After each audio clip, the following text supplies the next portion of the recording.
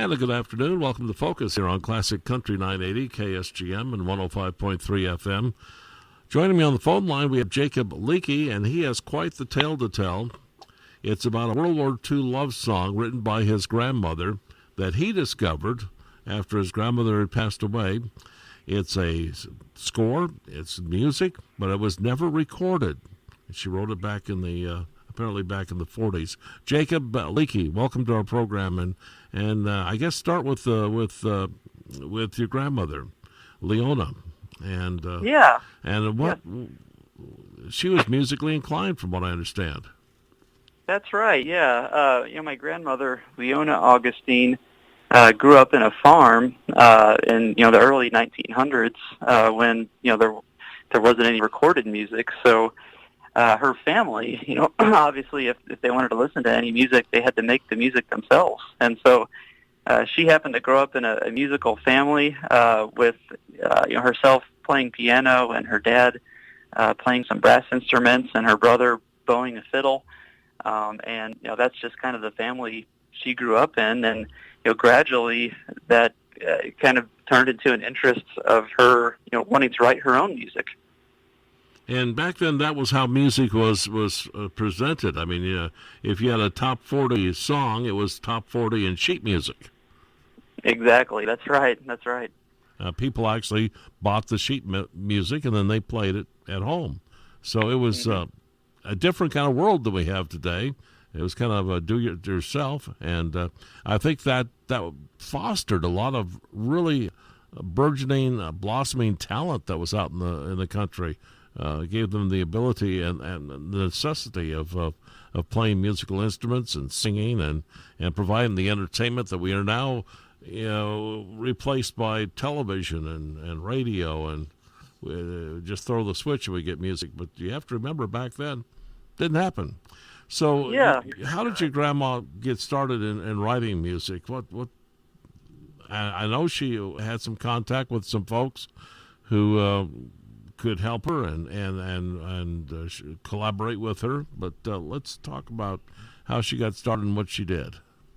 Yeah, well, I think, as she became a teenager there out on the farm, she and her brother, both took an interest in, starting to write their own songs. And so I think this probably went on for a while, but then Leona especially was ambitious about her music. And so what she started to do was, take her songs and send them to different people or different companies across the country, trying to see if she could find collaborators to help her, flesh out the music or actually have her songs published.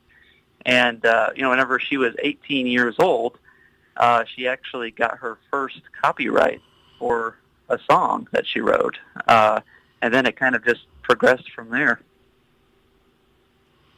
And she eventually met a couple of people, and one of them was in New York City, or Washington, D.C. That's right. Okay. That's right, yeah. So she, with her first song that she had copyrighted, which was a song called Living in Dreams, she worked with a man named Ben Edelman, who worked in Washington, D.C., and I don't know exactly everything about the Edelmans, but I know they owned a business that helped aspiring songwriters have their songs copyrighted. And so, Leona had sent her song to the Edelmans, and they were able to help her have her song copyrighted. And that was the first song that I'm aware of that she actually wrote and had copyrighted. Fascinating. And I understand that even if you didn't have the music, but you had the words, they would actually write the music for you and then share the copyright. Yeah, that is the case. Because the Edelmans were, I think, very talented musicians. In fact, they actually played a big role in country music. A little bit later on in their careers, in the 1950s and 1960s, they had a recording studio there in Washington, D.C., and even kind of played a role in Patsy Cline, making it to the national stage. So they were very talented musicians, and I think it was fortunate that my grandmother was able to hook up with them when she was just 18 years old to help get one of her songs published. Mm-hmm. As a matter of fact, the song that we're going to be talking about was published, and she has the copyright on it. I'm Dreaming of No One But You is its title. But the song was never recorded, and that's the thing. It was never recorded by a group or a band or singers. It was just that sheet music. That's right. And that's right. At what point in your life, Jacob, did you realize how much your grandmother was interested in music? I know she passed away when you were about 2 years old, so you didn't get a chance to really remember any interaction. But I'm wondering, at what point did you understand, maybe your parents told you that she had an interest in music? Yeah, well, I think it's something they had probably mentioned, as I was growing up, but I don't think it really hit home until just a few years ago when I discovered this piece of sheet music and an envelope, full of just family historical information my dad had given me. So he gave me this envelope, and I was looking through it, and there were family trees and different historical information about our family. And then I came across this piece of sheet music, and I think I was pretty stunned to see my grandmother's name, as the author of this.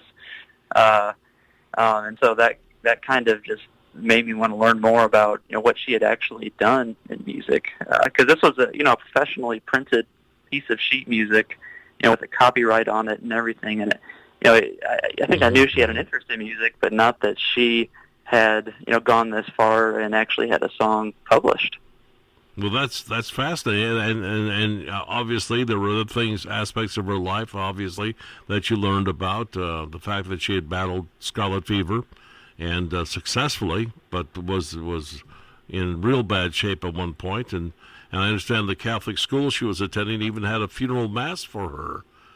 Yeah, that's kind of one of the stories our family tells about her life, that whenever she was in what we call now high school, but it was called something different back then, she never did graduate because right at the end of her second year, she became very ill with scarlet fever for a long time. And I think communication was a little bit different in those days, where maybe it was more like a game of telephone than an actual telephone, where you will tell someone that maybe Leona wasn't doing very well, but by the time it made it to the school, they thought that she had actually passed away, and held a funeral mass for her, when in fact she would eventually recover and would turn out to be fine. But that's just one of the interesting stories about her life. Well, as time went on, Leona met a fellow named Felix.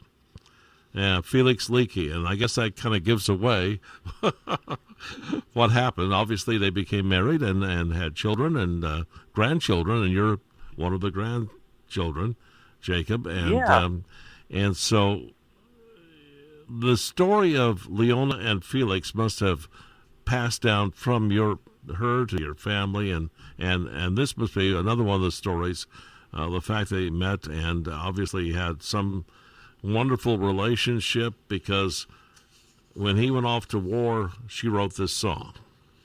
That's right. Yeah. So Felix and Leona knew each other their whole lives. In fact, Felix's grandmother was a midwife who actually delivered Leona. So they were part of a small community, and would come on that would eventually be sweethearts. Whenever they were older. But both of them were both very attached to their parents and their families, and did not marry young. Eventually, when World War II came around, Felix, who was in his mid-30s at that time, decided to enlist, and he kind of had a very lucky assignment to go down to Miami, Florida, which is where he trained, and he ended up never actually going overseas. But whenever Felix left, that I think is what inspired Leona to write this song. Okay. I'm dreaming of no one I'm Dreaming of No One But You. But you. Well, we're going to continue our interview with Jacob Leakey tomorrow here on Focus, so you'll have to tune in tomorrow to hear what happened and how this song has come to be recorded now and will be released tomorrow, Friday, on various sites where you can download it yourself. So we'll take a break, quite a bit of a break, Jacob, and be back with you in our Focus on Friday. Welcome to Focus here on Classic Country 980 and 105.3 FM, KSGM. Jacob Leakey joined us in Focus yesterday on Thursday, talking about his grandmother, Leona Augustine, who wrote a love song, I'm Dreaming of No One But You. And at some point he found the sheet music to that song, which had never been professionally recorded. And he decided, I'm going to do that. And Jacob, welcome back to the program. Thanks, Don. And I'm just fascinated. You found the sheet music, you've got in your hand, and your first thought was, let's get this thing recorded? Well, at first I was just wanting to hear what it sounded like. I think I was amazed that my grandmother had written sheet music and that she was, had a song published. And so, I think the first thing I did, I'm a guitarist, and so I took the song and kind of translated it to be guitar music, and I played it, and I could tell it was very special. The melody and some of the chords that were used, I could tell a lot of time had been put into this song, but I could also tell it wasn't supposed to be a guitar song. So I kind of let it sit in my mind for a couple years, and that's when I decided, maybe I could turn it into a big band song like it would have been in the 40s when it was written. Yep, in 1942, it was that was the swinging big band era, and I can imagine. Did the pandemic have anything to do with you wanting to do something with this? You said, "Well, I can't do anything else. Might as well take a look at this thing." Yeah, I think I was certainly looking for some projects. Our family, we weren't going to be taking any vacations over the summer, and we had a lot of time at home.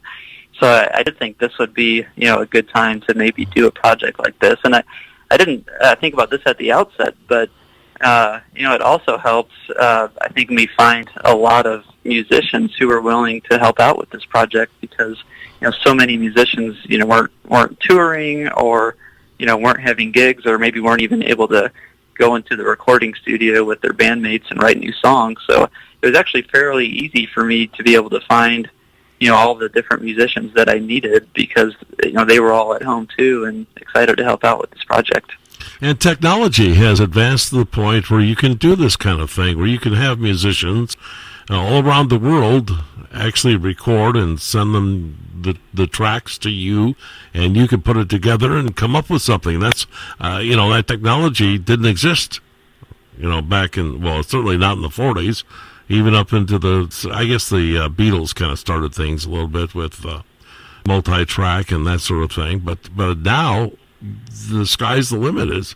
You can do as much as you'd like.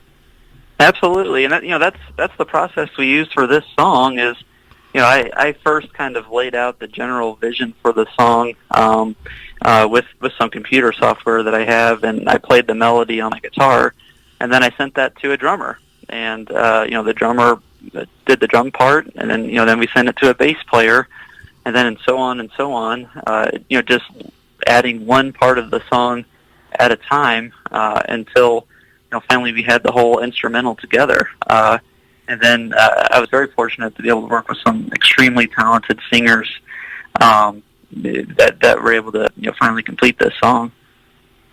And you decided, obviously, to keep it in the era that it was made, 1940, so it was a big band thing, which meant you had to have a lot of tracks. You had a lot of instruments. So tell me about the instrumentation for the song. Yeah, well, I think it's pretty true to its era in that there's quite a bit of brass. We've got trumpets, trombones, bass trombone, and then 3 different kinds of saxophones on the track. The part that I really like, though, are the strings in the song. It's actually I got a very great player from Russia named Maria Grigorieva, who played the strings for this song. And she played violin, viola, cello, and contrabass, which I think really adds a lot to the song to have, that seal of strings, because it's a love song, and I think the strings kind of bring that romance to it in a way. Exactly, it sure does. And fortunately, I've had a chance to listen to it, and I fell in love with it. It's just a tremendous song. It's a wonderful song. Even at first listening, sometimes a song has to grow on you. No, this one just grabbed me. I think because I knew the backstory, Jacob. I think knowing the backstory behind it helps set it up for you, and then when you hear it, you go, "Wow, that is really neat." Do you think Leona did Leona sing this song? Do you think with the piano at the family home there in?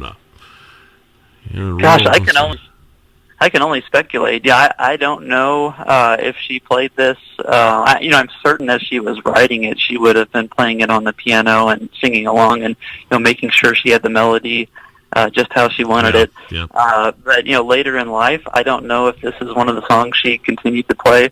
But what I've heard from her children, including my dad, is that she always liked to have a piano in the home, and that she would always be playing songs from the 20s, 30s, and 40s, and that's the music that they heard growing up. Is, sure. Their mom playing these great old songs. Yep. Well, I can imagine Leona singing this to Felix. I think so. That had to have happened at least once. I can't imagine it not happening. Felix and Leona, of course, met. They were childhood friends and fell in love. And he joined the Army, went to Miami, and he was lonely. I guess he wanted Leona to come visit her, to live down there in Miami. He even got a place for her and a job, but I think Leona's parents had a one condition, didn't they? Yeah, that's right. So he had invited her to come with him whenever he went to Miami to serve during World War II, and her parents were very reluctant about her going down there. They were unmarried at that time, but eventually they said, "Okay, Leona, you can go down and be with Felix, but you have to bring a friend with you." So I think she took some time, but she eventually did find a friend who was willing to go to Miami with her, and they stayed together for the entirety of the war down there in Miami. Mm-hmm. And when did they wed? They got married in 1944. So she was down there 2 years before Leona and Felix would get married, and in fact they had their first child during the war too. Mm-hmm. And then they came back to the area there between New Haven and Washington. Were they actually in either town, or were they just kind of in the middle? They were in the middle. So after the war, they came back. Felix's family and Felix had set up kind of like a roadside service station and gas station between the towns of New Haven and Washington, Missouri. And after the war, Felix worked as a mechanic for a while in Washington before deciding that they would come operate this service station alongside Felix's parents, and that would become the business for their life. They were essentially small business people running this gas station along the highway and service station, where they also had kind of a bar and offered food. It's actually a very well-known place in the area during those days. Yeah, that's what I understand. The fishing was good too. Absolutely. What's the name of that creek? I had fun trying to figure out how to say that creek's name, so I won't. It's called Beth Creek. Beth Creek, okay. Which is a creek people in that area would be familiar with. Right. Yeah, it looks French. It is, okay. Exactly, yeah. So they have a family, and I think, was your father born after they got back to Missouri? I think they were. Yeah, that's correct. That's Richard? Is that Richard? Yeah, my dad Richard was born back in Missouri, and then he grew up at that Leakey station there. That's where their family lived. And so I'm sure it was a very nice situation there. Almost, in my mind, bucolic with the obviously you're out in the countryside, And I imagine, well, Yeah. people even would, from what you said, people would camp out there while they went Yeah. fishing at Biff Creek.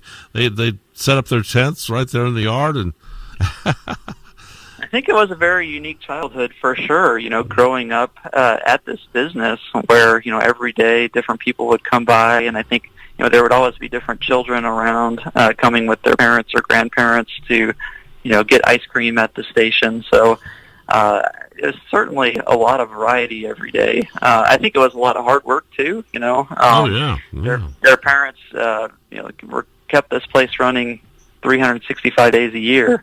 So that was part of it too. Is they actually grew up inside this business, and they needed to be there when people needed their help along the highway.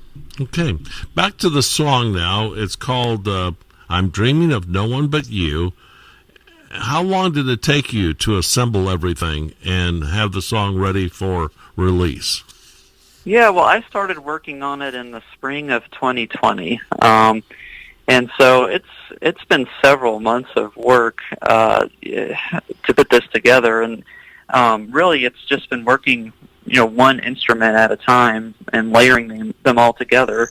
I was very fortunate to be able to find musicians, in fact, in 9 countries all around the world, who had recording studios in their home, due to COVID-19. And were able to, work with me to record these tracks and then send them to me here in Missouri, where I could put them all together. Well, it must have been a labor of love for you, and I'm sure. Absolutely. I'm sure you felt your grandmother's spirit with you as you did that. I sure hope so. I hope this is how she would have liked the song to come out. Well, we have a snippet of it we're going to play for you. It is being released today. And we'll tell you right after we play this little bit of the song. Jacob will tell you how you can hear the entire song, where you can go online to get the download. But right now we're going to hear just a little bit of "I'm Dreaming of No One But You." I'm Dreaming of No One But You, written and composed by Lyna Augustine. Here we go. Every thought and every song I sing, such lovely dreams they do bring. no matter where Everywhere I may be, you can oh so plainly see. My hours of dreaming are too few. I am dreaming of no one.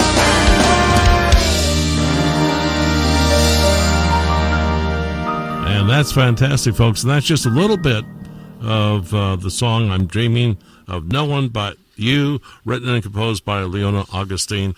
Her grandson has been with us, who's very patient with my engineering here, and was able to tell us the story behind that song. How can folks find out more about Lyna and Felix and find out how they can hear this song in its entirety? Yeah, well, you can find the song today, January 15th, on any streaming service that you might have, including Spotify, Apple, Amazon, anything like that. Or you can also go to our website, which is leonasdream.com, and there's a button there that says Listen Now, and you can listen to the song right there. Well, that's great. Well, congratulations, Jacob, on your achievement of putting that all together.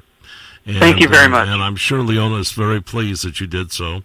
And Thank I'm you. sure the rest of her family, your relatives, are also excited, I would imagine, to be able to hear her sheet music brought to life.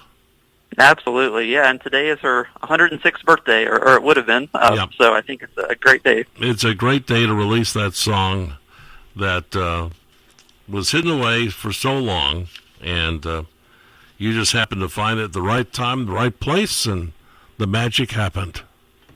Yeah, absolutely. Jacob Leakey, thank you so much for spending some time with us today on Focus. Thanks, Don. I appreciate it. It's been fun.